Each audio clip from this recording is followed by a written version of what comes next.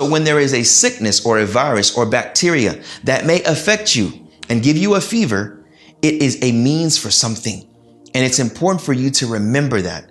And when your mind is consistently on Allah subhanahu wa ta'ala to the best of your ability, or your mind is in tune with whatever happens to you, you know that Allah is well aware of it and He permitted for that to happen for a reason. That is the mentality, the behavior, or the attitude of the mu'min. The Prophet sallallahu alaihi wasallam entered upon a woman named Sa'ib or al-Musayyib. And this hadith is in Sahih Muslim, where he entered upon her and he said, Ya Sa'ib or al-Musayyib, ma laki tuzafzifina. He said, Ya Sa'ib or al-Musayyib, what is it with you? What's wrong with you that you are shivering? She said, Al-Humma la barakallahu fiha. She said, it is a fever. May Allah put no blessings in it.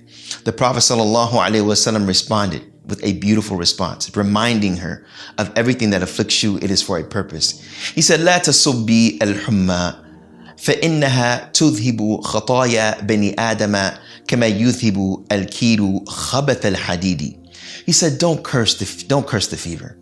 Ya Sa'ib, don't curse the fever. For verily that relinquishes the bad deeds of Bani Adam, the sons of Adam, you and me, just as a furnace relinquishes the alloy of iron. Just as the heat from the furnace takes away the radi, the one that is not good quality, from the good quality. It distinguishes it and it burns it away. So the fever of that which is physically that we're facing, the Prophet ﷺ used another example to show that this heat that you are going through, this trial that you are going through, can be a means of purification based on how you look at it, based on your connection with the one who brought it to you. And that's why you have to look at the bigger picture. There was another hadith in Bukhari where the Prophet ﷺ came to visit an old man. As he would visit the sick, because he heard he was sick, he would visit him. So when he visited him, he said, La ba'sa alayka tahurun insha'Allah.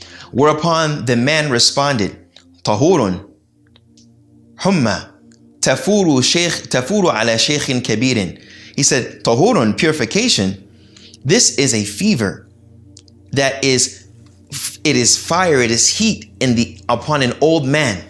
وَتُزِيلُهُ الْقُبُورَ. And the Prophet ﷺ responded, فَنَعْمْ إِذَنْ. The Prophet ﷺ listened to this man. When he told him, Tahurun inshallah, he walks in and he tells him, look, what you are facing, inshallah, is a purification for you.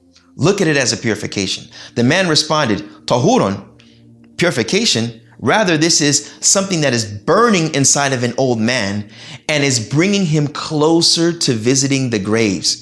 Meaning that this sickness is going to cause me to die. And you're saying tahurun? And the Prophet ﷺ responded, Fanam idan. This is so profound because it's showing you your perception. How do you view this trial that you're going through? When I'm coming to bring you hope, your response is that of something that could be understood as negative and brings negativity. So it's how you perceive it.